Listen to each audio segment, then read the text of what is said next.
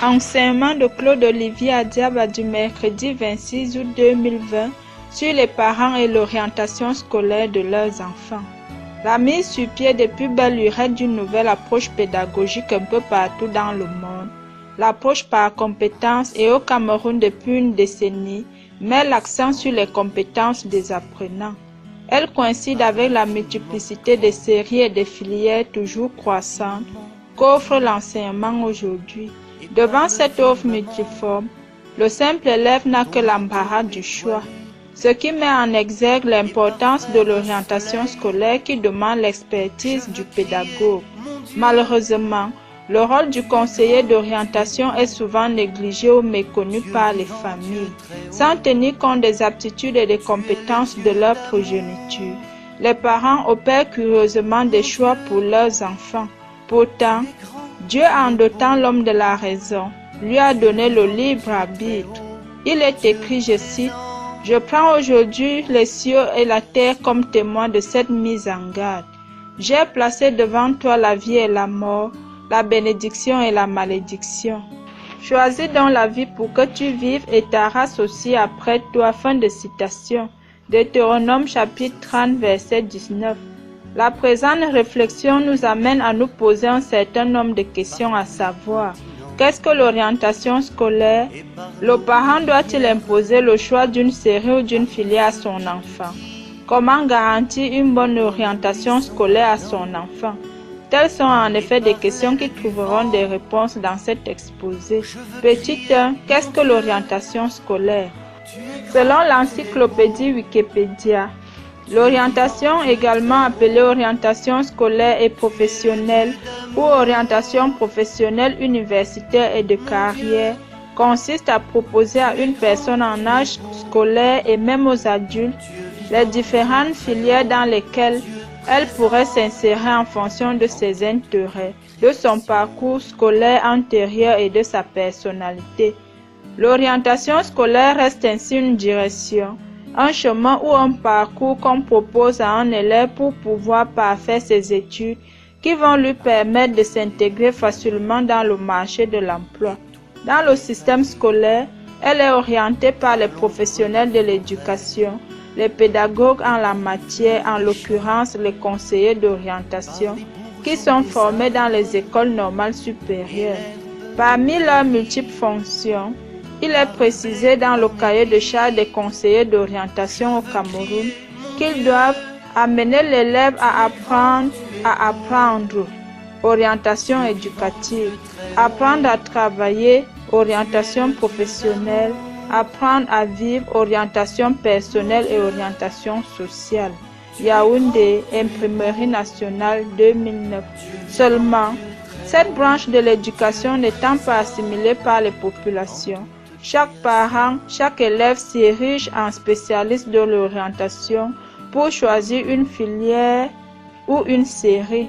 Pourtant, ce choix ne doit pas se faire au hasard. Il dépend des capacités et des aptitudes, des performances et des compétences de l'élève. Chaque enfant, en effet, quand bien même on a affaire à des jumeaux, a des dispositions naturelles à faire valoir. Ce que confirment les Saintes Écritures au sujet des jumeaux de Isaac. Les garçons grandirent, et Ésaü devint un très bon chasseur, un homme de champ. Quant à Jacob, c'était un homme tranquille qui aimait rester sous la tente. Fin de citation. Genèse 25, verset 27. À l'école, chaque élève a donc des compétences pour telle ou telle autre série, telle ou telle filière. C'est la raison pour laquelle les enseignants, dans l'approche pédagogique en vigueur, sont appelés à mettre en exergue leur savoir, leur savoir-faire, leur savoir-être. Il est écrit, je cite, « Tous ceux qui sont habiles parmi vous se présenteront pour faire tout ce que Yahweh a commandé. » Fin de citation. Exode chapitre 35, verset 10. Cependant, un parent peut-il s'opposer à la destinée d'un enfant? Petit 2. Le parent doit-il imposer le choix d'une série ou d'une filière à son enfant?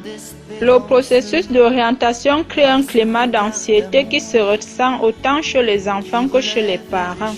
Tandis que les premiers n'ont qu'une idée vague, ou voire aucune, de leur futur métier, les seconds se trouvent totalement désemparés face à la complexité du parcours scolaire.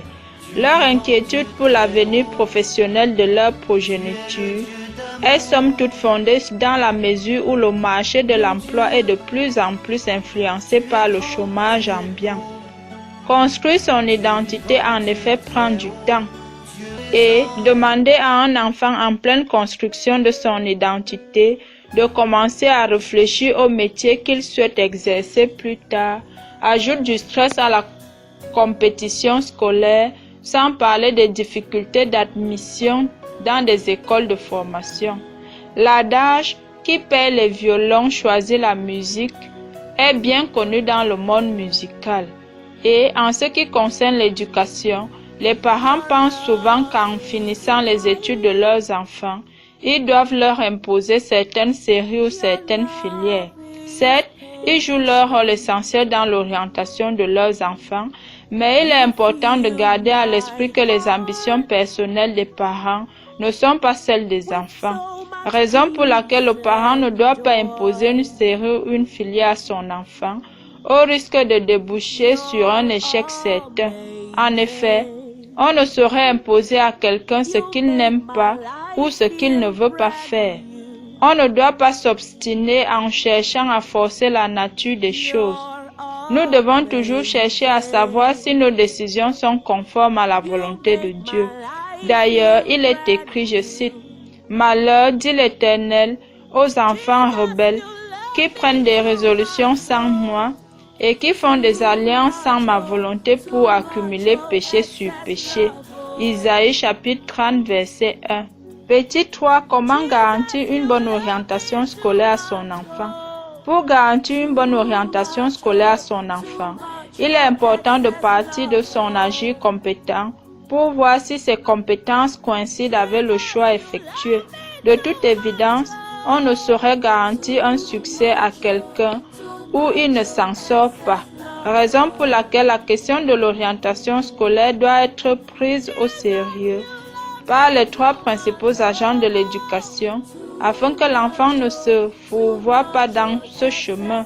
Pour cela, le parent doit assurer à l'enfant un cadre d'études convivial et tous les moyens nécessaires pour améliorer ses résultats. L'enfant doit cependant savoir qu'il peut avoir le meilleur parent du monde, les meilleurs pédagogues du monde, mais si lui-même n'a pas de volonté nécessaire, aucun résultat ne sera garanti. Tout dépend en effet de sa persévérance dans ses compétences personnelles pour pouvoir réussir son orientation scolaire et son insertion dans le milieu professionnel. En tout état de cause, le rôle du parent dans l'orientation scolaire de son enfant est de l'accompagner dans la scolarité en l'aidant à découvrir et à éveiller sa curiosité. Il doit l'encourager dans le choix de son avenir professionnel et l'influencer positivement. Son rôle principal sur le chemin scolaire et professionnel de son enfant est avant tout de dialoguer avec lui et de rester à l'écoute de ses aspirations et préoccupations. L'adolescent doit pouvoir se sentir libre d'exprimer ses envies, ses goûts, ses difficultés sans se sentir jugé par son père ou sa mère. Ce qui permet aux parents de clarifier ses centres d'intérêt, ses compétences, ses valeurs, ses points forts et de développer une vision positive pour l'aider à mieux s'orienter. Pour cela, le parent doit s'appuyer sur son parcours personnel pour partager son expérience en toute bienveillance avec son enfant. Il devient alors une référence positive et un véritable confident sur un sujet capital. Le parent doit se pencher le plus tôt possible sur l'orientation de son enfant afin d'éviter de se retrouver avec un adolescent perdu, ne sachant pas s'il souhaite passer le baccalauréat, continuer en études supérieures ou si possible choisir la voie professionnelle. Les parents doivent faire preuve d'ouverture d'esprit et questionner leurs enfants sur leurs aspirations, leurs centres d'intérêt. Il y a de grandes chances que les réponses apportent quelques lumières sur leur avenir. Il est écrit, je cite, « Instruis l'enfant selon la voie qu'il doit suivre, et quand il sera vieux, il ne s'en détournera pas. » Fin de citation. Proverbes chapitre 22, verset 6. En définitive, la vie de l'homme étant un projet, l'enfant doit montrer un intérêt pour son futur, avoir des objectifs pour son avenir. Étant donné que les parents fondent beaucoup d'espoir sur leurs enfants, ces derniers doivent être à la hauteur de 10 espoirs afin que leurs parents soient fiers d'eux et de leurs choix éclairés. Ce que confirme la parole de Dieu, je cite, « Le Père du juste est dans l'allégresse. Celui qui donne naissance à un sage aura de la joie. » Fin de citation. Proverbes chapitre 23, verset 24. Que Dieu bénisse toute la communauté éducative.